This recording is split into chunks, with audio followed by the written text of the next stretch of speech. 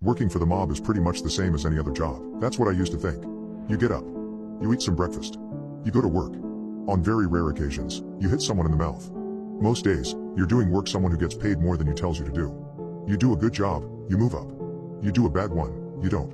You do a really bad one, you move down. Me? I do good work. I was the right hand for a guy nicknamed No Red Wayne. He got the name because he didn't like red. Didn't like it on his people. Didn't like it on his turf. Didn't like it in his books. He was good at keeping the red out, so he was highly trusted and widely respected. A couple months ago, No Red was asked to take over a club up north that was underperforming. We yanked the leashes a few times and got the place on track pretty quick.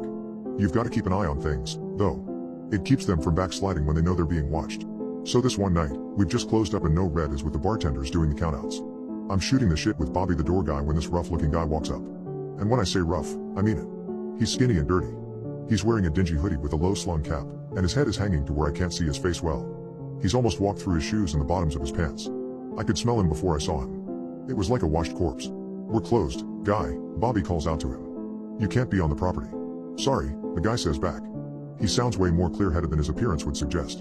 I'm looking for someone. You call him No Red. Can you send him out? Now, I've been working with No Red for a while now. I've never seen him keeping company with anyone that could make a corner put down his fork, so I'm really curious. How do you know No Red? We go way back. Tell him it's Sherman Sandoval. I figure it can't hurt. This guy doesn't seem that dangerous, so I tell Bobby to keep an eye on him and go to head inside. When I unlocked the door, the guy took a half step forward, but so did Bobby and he backed up again. Hey, No Red, I call out. There's a guy outside asking for you. What does he want? No Red called back. I come into the main area and No Red is sitting at the bar with the bartenders, the waitresses, and the 3 door guys we had inside for the night. Staff usually has to wait around for tip outs to make sure no one is up to anything. No Red is good at sniffing out when folks are trying to skim, so you can't leave until he clears you.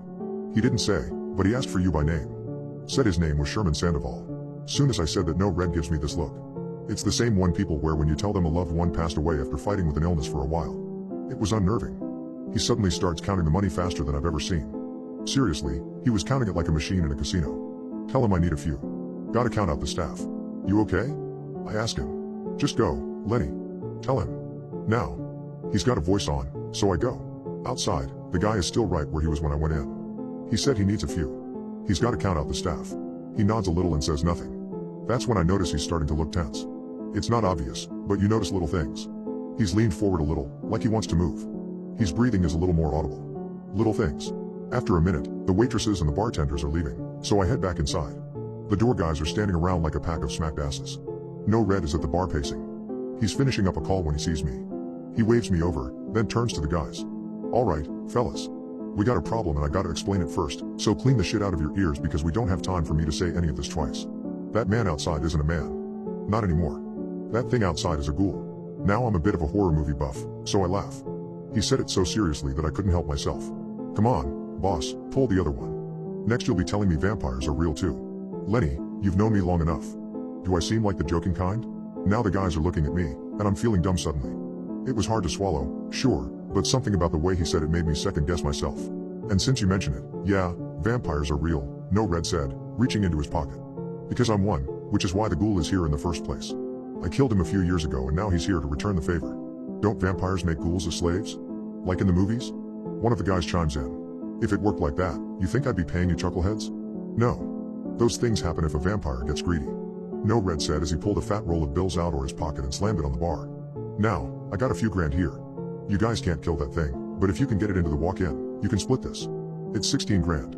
Now the guys are eyeing that roll like it's a key of coke at Ornstar's wedding. How much more will you pay us to kill him? Another guy asks. You can't. Don't bother. Just get him into the walk-in and for fuck's sake. He stops when we hear a boom from the front doors, and when I say from the front doors, I mean, it's the actual doors. Those doors are basically 2 1-inch thick slabs of steel. Right after we took over, we got ram-raided, so No Red had these heavy security doors installed to make sure it never happened again. There's a second boom and a squeak. I jog back over to look and watch them buckle a little. Then another boom and they almost give. I can't believe that skinny, sickly-looking guy is the one doing that. He had to have gotten a car or something. The doors buckle again and explode inward. Before I can react, Bobby comes flying at me. He hits me like a sack of potatoes and lays me out. Now Sherman in the doorway. His hood is off, he's lost his hat, and it's now clear why he was wearing them both. Half his face is missing. I can see his teeth through his cheeks and his nose and eyes are gone. He looks at me for a second, at least, that's what it felt like, then he breaks into a run. When you come into the club, You have to go down a hallway then turn left into the main section where you have some seating and the dance floor.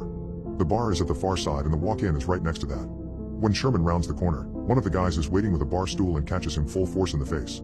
He stumbles a few steps and then drops to his knees. The guy with the stool hits him again and knocks him flat. Now things are looking good. A couple of the guys grab the ghoul by the legs and start to drag him to the walk-in. I'm rolling Bobby over so I can help when I notice something that stops me dead. Bobby's neck was crushed. It looked like the elbow of a bendy straw. I could still see the grooves where Sherman's fingers had crushed it like a cheap soda can. It was dawning on me how deeply screwed we were.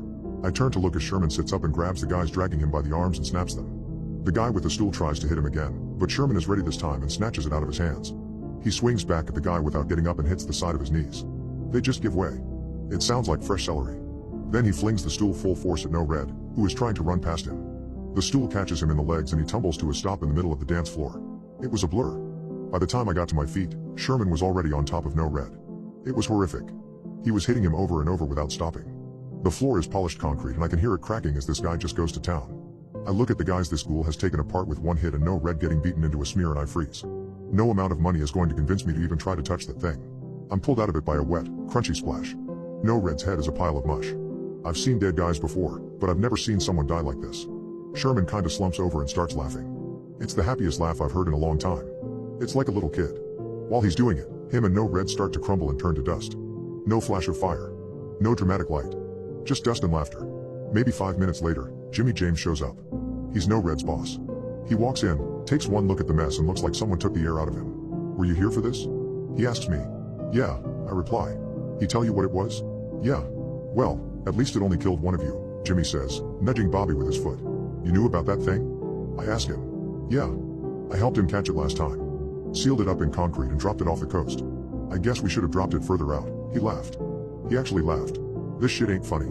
Nah, it's a little funny. I told that dumbass he needed to eat more and in smaller amounts. Then he wouldn't have fucked around and made that thing. Jimmy turned with a sharp whistle and a couple guys jogged in. He pointed to the injured doorman and Bobby's body, and the guys grabbed them without a word. Jimmy walked over to the bar and grabbed the roll of cash No Red had left there. He walked back and put it in my pocket. Now, keep your mouth shut and enjoy your promotion. My brother would have wanted you to have it. Now go home and get some rest. I stared at him. I didn't know you and No Red were brothers. Tonight's just full of revelations, ain't it?